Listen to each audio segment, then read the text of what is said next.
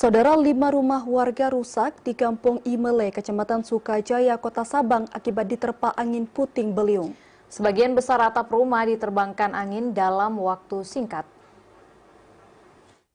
Sejumlah rumah warga di Kampung Imele, Kecamatan Sukajaya, Kota Sabang rusak dilanda angin puting beliung.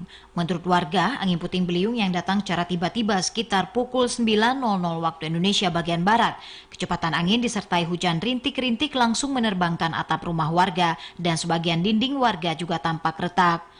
Darlina, warga Kampung Imele yang salah satu dinding rumahnya terdampak, menceritakan kejadian diperkirakan sekitar 5 menit, namun sempat membuat warga ketakutan. Nó tengah betul-betul kok itu kat angin tiga tak angin putar-putar dia orang kata la ilaha illallah pakai la mungkin angin puting beliung kah.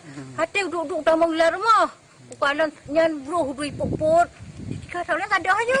Berapa lama tuh Kak kejadian kira-kira? Enggak lama, sekitar berapa menit cuman. 5 menit ada. Tapi kuatnya bukan main. Kuat kali. Ya Allah. Ni sampai ni kaki masih gemeter nih. Disertai hujan enggak tadi? Ada hujan rintik-rintik.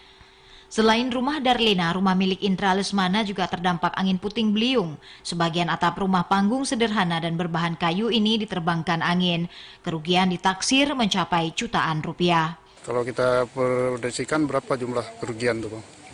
Kita sekitar 10 lah gitu. 10 jutaan. Ya, mintanya sih ada dorongan bantulah dari pemerintah ya kan. Untuk sementara ini, kata dia, akan memperbaiki seadanya agar tidak masuk air hujan ke kediamannya yang dihuni 3 orang anggota keluarga.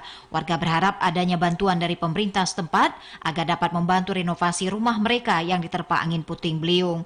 Warga mengaku baru pertama kali terjadi fenomena angin puting beliung di daerah ini. Data dari BPBD sempat melalui Kasih Kedaruratan Budiman merilis sejumlah rumah yang rusak atas nama pemilik masing-masing Domi Yasin 54 tahun, Indra Lesmana 40 tahun, Rohani Yahya 54 tahun, Abu Bakar 54 tahun, dan Muhammad Syah 58 tahun. Dari Sabang, Mahfud TVRI Aceh melaporkan.